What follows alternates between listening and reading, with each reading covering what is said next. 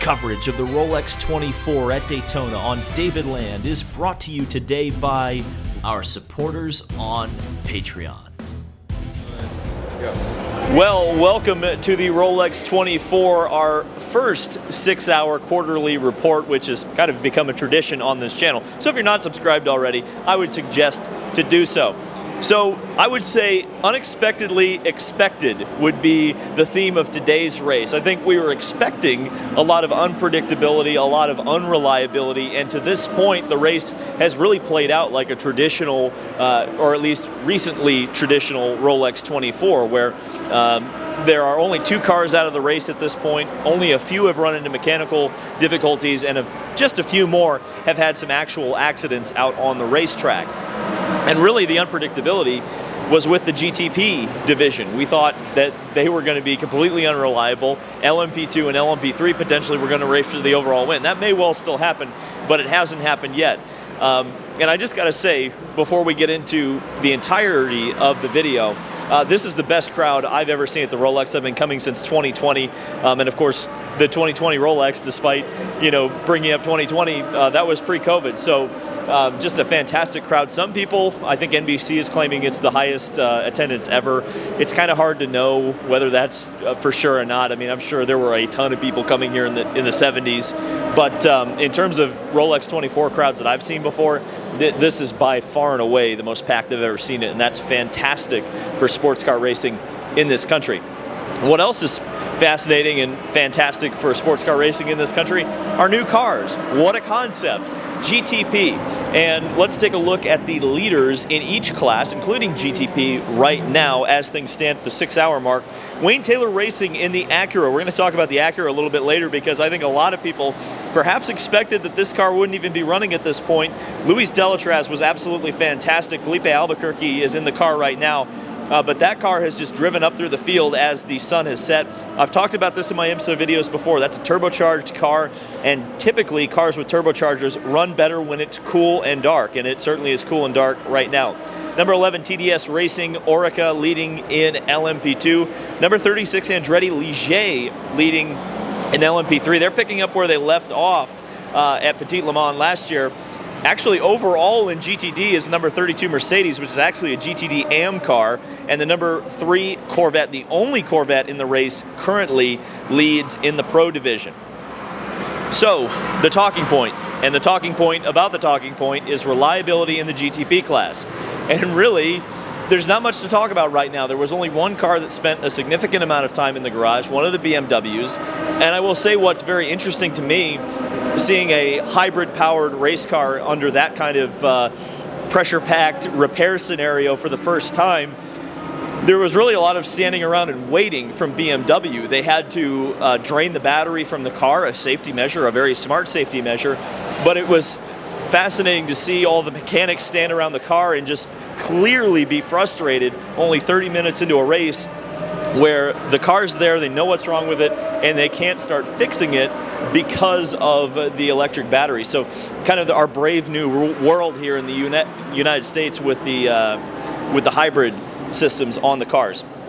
And what's so interesting as well, I think, is that throughout testing of these cars, which started all the way back in last year, there have been so many rumors, so many things that have been said to me and many other people connected to sports car racing, that these cars have had a tremendous amount of trouble in testing. I think you guys will remember back to Petit Le Mans, the GTP test that we were able to attend. Acura had a failure in the suspension, caused a crash. There was so much worry going into this race that the cars maybe wouldn't last very long at all. And yet here we are, 6 hours in, and 8 of the 9 GTP cars have gone on fairly strong, though one of the Porsches had to Control-Alt-Delete at one point. The other talking point that a lot of people had going into this race was 61 cars, the biggest Rolex field we've seen in a very long time. And there was a lot of thought that there was going to be a lot of full course yellows. Up until this point, there have only been 3 full course yellows. The first one happened on the very first lap of the race when the Tower Motorsports car, believe it or not, had its water bottle leak, get the ECU inside of the car wet and exploded it, so they had to repair that car. They're actually, I think, only one lap down from the P2 leader right now, so they are still very much in this race. The Turner Motorsports, yes, the Turner Motorsports BMW, there's 2 or 3 different BMW teams, I have to remember. The Liquid Moly car stopped on track. That also brought out a yellow, as well as a crash, unfortunately for Robert McGuinness's Lamborghini. I don't think Robert was actually in the car at the time of the crash, though, so we'll absolve him of blame on that one. And the final big talking point that we've heard so much about throughout this weekend has been the tires. There have been some changes this year from Michelin, and namely, the teams now have a choice of compound, or they kind of do. There are 2 different compounds on the menu, I guess we could say, from Michelin this weekend. There is the regular compound that they've been using forever, and then there is a cold weather compound. I imagine they learned that last year when things were so brutally cold. The teams will only be able to use the cold compound during the night hours. So obviously you can see the nighttime is out. The nighttime is the right time for those tires. And then once the daytime comes back out, they have to go back to the primary tire.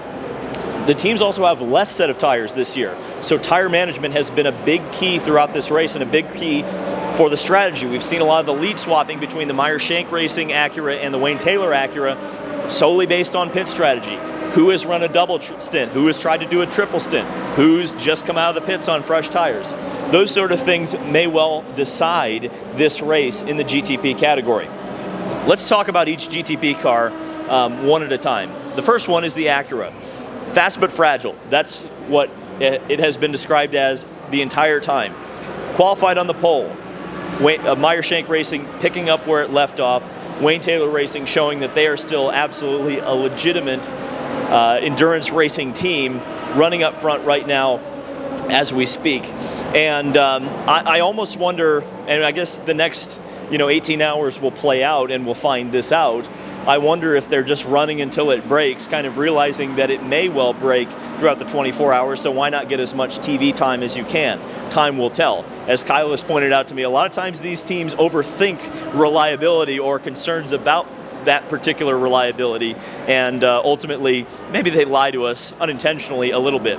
The other thing I want to mention about the Acura, which I found very interesting, is that apparently it shares a lot of DNA, not only with the now stillborn 2.6-liter IndyCar engine, but the chassis design itself has a lot of off-the-shelf parts from Orica that were previously used in the Rebellion LMP1 car. I thought that was extremely interesting, an extremely interesting factoid. Let's talk about the Porsche. Steady, and they have the most development time. There was a test at Sebring, a 36-hour test where the Porsche allegedly ran trouble-free. They're running fairly trouble-free right now. Like I said, at one point, one of the Porsches ground to a halt. They deleted it, and all of a sudden, it started back up and ran again. Both of those cars have been the strongest challengers throughout the first 6 hours of this race against the Acura. The Cadillac, the normally aspirated horsepower of that car is always an interesting comparison with the rest of the field, which is turbocharged.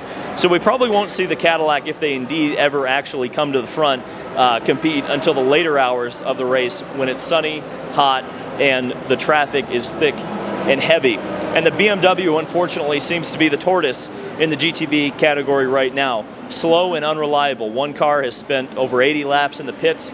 The other one is still circulating, but I think they're hoping that some of the reliability concerns with the GTP category are true, and perhaps they are really taking care of their equipment.